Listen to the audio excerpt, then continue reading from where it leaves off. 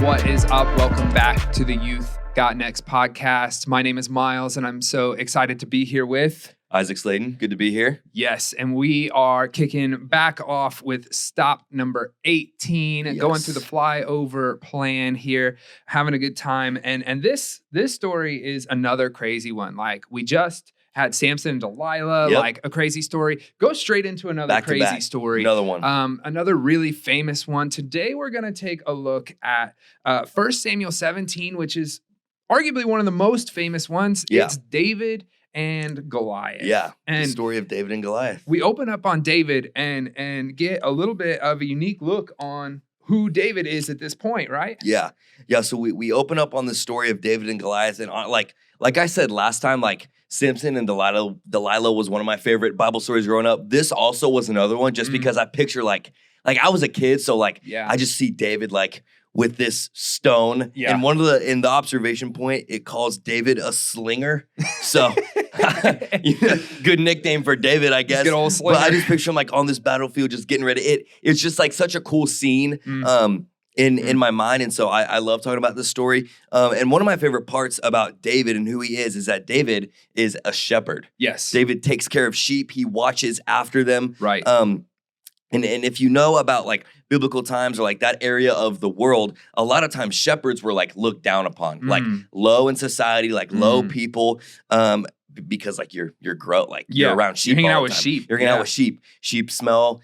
Sheep are dumb. Like yeah, 100%. Yeah. There's actually this video that I think is really funny. Maybe you've seen it. It's like this sheep and he's like stuck in a ditch and like the shepherd like pulls him out. Yeah, I've and the seen sheep's that. like bouncing around and jumping and then jumps like right back face in. first, dome first, right back into the ditch. Yeah. And so that's kind of like where David's at in this story. Yeah. And as we were like reading and talking about it before we shot the podcast, whenever Goliath is introduced on the scene, verse 4, and I just think this is like funny wording. It's like kind of video game wording. Yeah. It says, "Then Goliath, a Philistine champion from Gath, came out of the Philistine ranks to face the forces of Israel." In my mind, this is like the boss battle. Yeah. Like this is final level. Like you're gonna win the whole entire campaign mode 100%. if you win this one. And that's what's on the line, too. And this guy is boss level. Like, literally looking at him, it says he's 9 feet tall. So, like, it's literally tall. video That's game huge. boss looking. Like I think shout out to Nathan Nelson. That boy's tall. Yes. But this dude is tall. Would just like tower capital over TALL. everyone. Tall. But we're about to see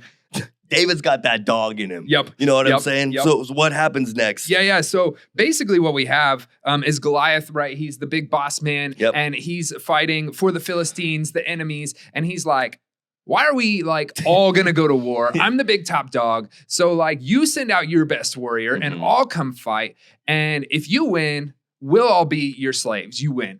But if I win, then you'll all be our slaves and we'll win. So that's what's going on. He wants a 1v1, Goliath versus whoever they pick. Yeah. And that's kind of where David comes onto the scene. He's not necessarily planning on going to kill this guy initially.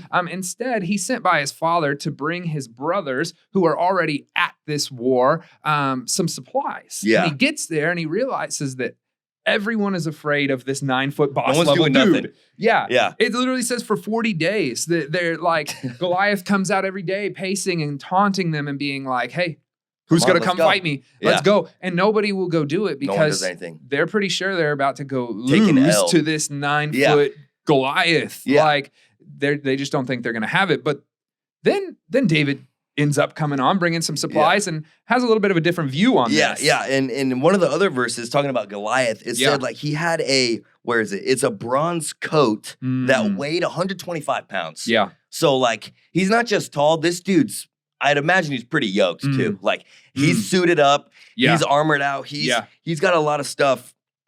And then David, I want to find the verse because I think it's verse 45. You said David came out with a little bit different weapon. Like it's not necessarily what you would think if someone shows up to literally face Goliath.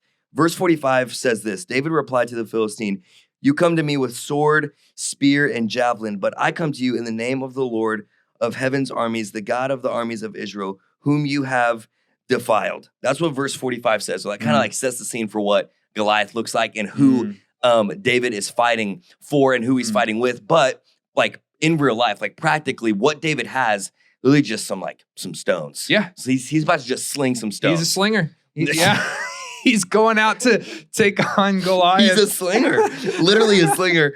And not swords, not any right. I don't even know any other types of weapons he lists right there that Goliath would have. He doesn't have any of that. Right. He's got some slingers. Yep. And what happens after that? Well, yeah. So David goes out, essentially a child against this 9-foot Goliath, and he wins. He goes out to sling his stones, slings one, hits him in the head, and it's like game over. Night, Goliath is done. And of course, then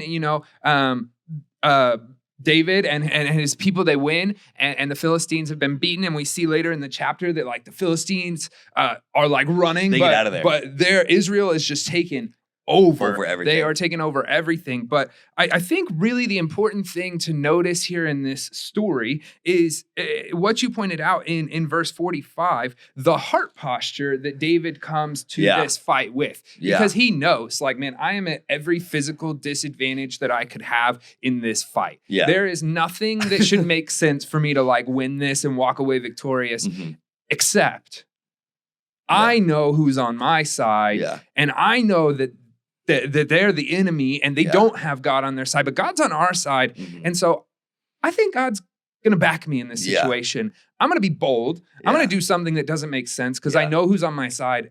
And I think God's going to get this. I think God's going to carry us. Yeah, I liked how you said, pointing out that verse physically and literally in that moment, looking at Goliath, every advantage was to him, but David knew that he had the ultimate advantage of where his heart was at and who he was fighting for and ultimately with, and that was God. And I love in the exploration point, it says this, David knew his power came from the presence of God in his life. And then it says, in the same way, we as Christians can live confidently and do great things with God in us. And it's just such a great picture, and I think it's very practical for us too. That we have the ability to look at certain situations in our life, and know that God is with us, but also know and be reminded that there's power in His presence. Absolutely. To fight in those moments, because it's hard for me, depending on the situation, to look at that first. I kind of look at the physical appearance. That a lot of those other people in Israel looked at when they saw Goliath. They're like, this dude's 9 feet tall. He's jacked. He's got all these weapons. He's got a massive bronze coat on. We can't beat this dude. Right. But David's heart posture and mindset was different because he knew the ultimate advantage that he had.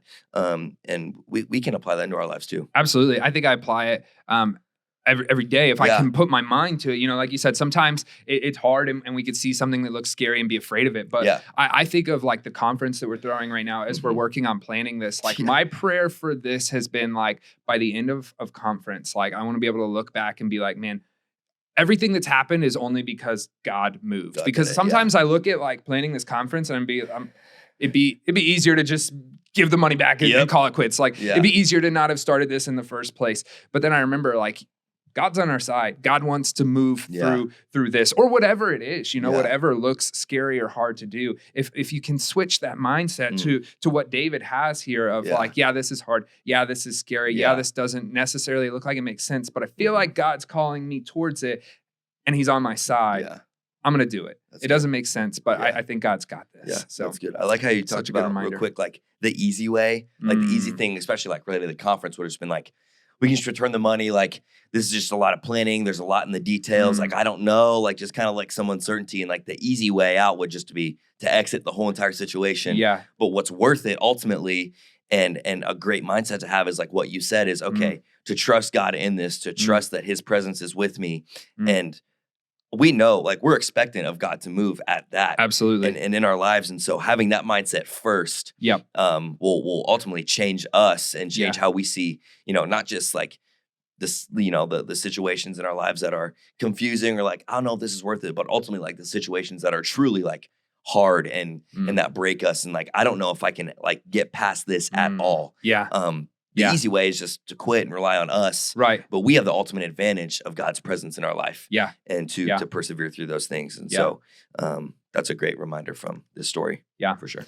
Man, this story is wild, and we got some other crazy stories coming up as we continue through this plan. Yeah. So thank you guys for tuning in to this one. Man, if you haven't gone back and watched the other ones, I'd encourage you to do so. For sure. But I'd also encourage you, man, keep hanging out with us because we do this every week. We're going to keep going through the Flyover. We got quite a bit of stops left, too. We have quite a few still coming, so keep on the lookout. Yeah.